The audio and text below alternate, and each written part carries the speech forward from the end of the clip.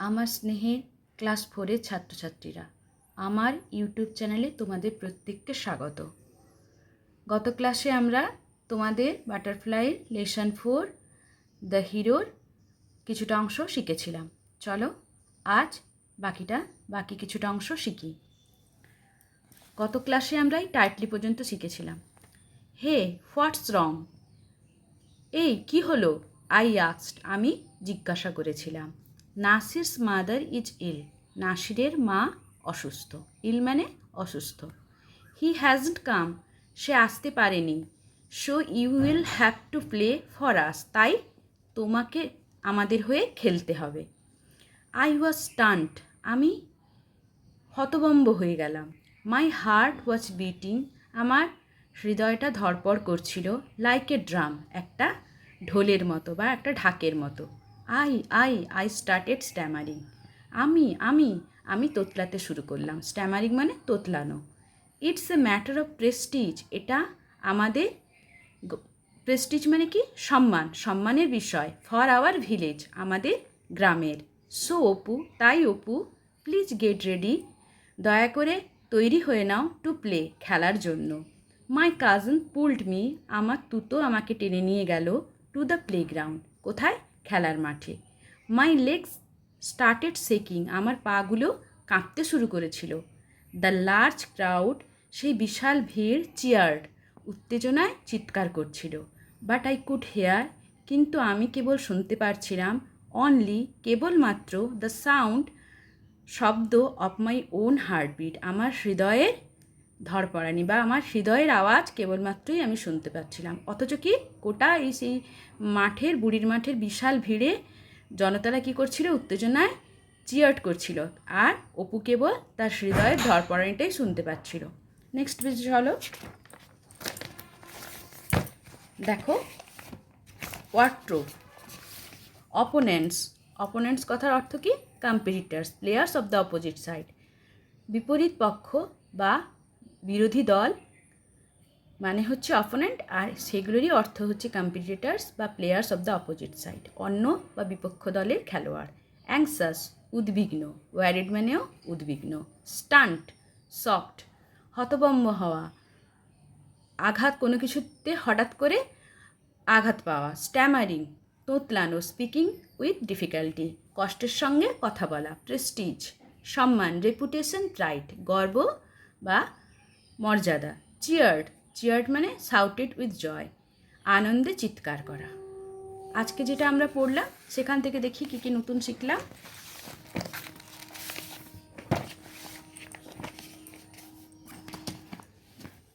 দেখো, ইল কথার অর্থ অসুস্থ।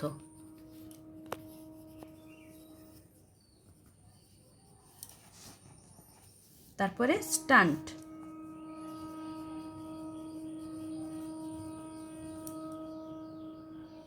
হতভম্ব হওয়া।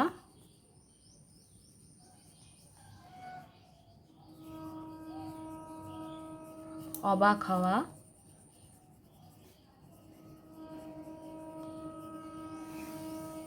তারপরে দেখো স্ট্যামারিং,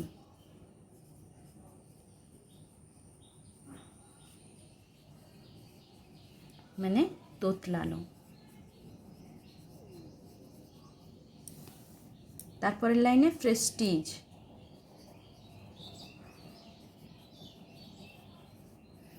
মানে সম্মান, মর্যাদা।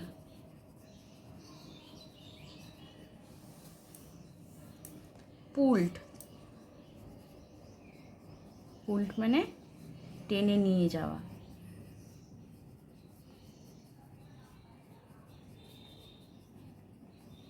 যেহেতু পুল্ড আছে তাহলে পাস্ট টেন্সে আছে, টেনে নিয়ে গিয়েছিল।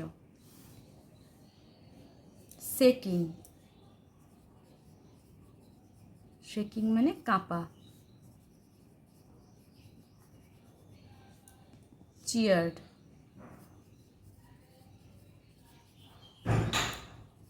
আনন্দ বা উত্তেজনায় চিৎকার করা।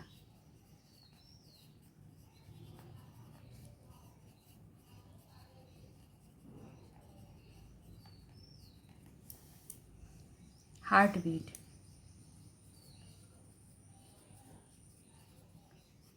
হৃদস্পন্দন।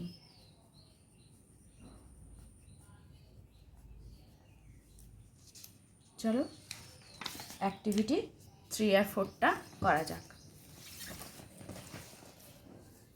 কি বলছে? Right T for true and F for false statement in the given boxes. এই যে 4টে সেন্টেন্স দেওয়া আছে বা স্টেটমেন্ট দেওয়া আছে, এটা কোনটা ট্রু, যেটায় ট্রু হবে সেটার জন্য টি লিখতে হবে বক্সে, আর যেটা ফলস হবে তার জন্য এফ লিখতে হবে বক্সে। Apu went to see a football match. Apu কি ফুটবল ম্যাচ দেখতে গিয়েছিল? না। কি ম্যাচ দেখতে গিয়েছিল? কাবাডি ম্যাচ। তাহলে এটা কি হবে? ফলস। তারপরে দেখো, the team from Motiganj was last year's winners. তাহলে কী হবে? এটা ঠিক হবে, মতিগঞ্জই তো ছিল গত বছরের বিজয়ী। মেনি পিপল গ্যাদার্ড অ্যাট বুড়ির মাঠ টু এনজয় দ্য ম্যাচ। অনেক মানুষ একত্রিত হয়েছিল বুড়ির মাঠে সেই খেলাটা দেখার জন্য। এটাও ট্রু হবে। Nasir pulled Apu to the playground. প্লেগ্রাউন্ডে কে অপুকে টেনে নিয়ে গেছিল? নাসির বলছে এখানে, কিন্তু এটা হবে অপুস কাজিন, তাহলে এটা ফলস। নাসিরের মা তো ইল ছিল, তাই অপুকে তার কাজিন তাকে টেনে নিয়ে গেছিল, তাই এটা ফলস। অ্যাক্টিভিটি 4-এ কী বলছে? Match column A with column B to make meaningful sentences. বলছে এ কলামের সঙ্গে বি কলামের ম্যাচ করে একটা অর্থপূর্ণ শব্দ তৈরি করতে হবে। Apu and his cousin must go to বুড়ির মাঠ বাই 4 o'clock। কটার মধ্যে অপু আর তার কাজিনকে যেতে হতো? 4টের মধ্যে। অপু ওয়াজ অ্যাংসাস। অপু কেন উদ্বিগ্ন ছিল? About his role in the match. তার সেই ম্যাচে কি ভূমিকা সেটার জন্য সে উদ্বিগ্ন ছিল।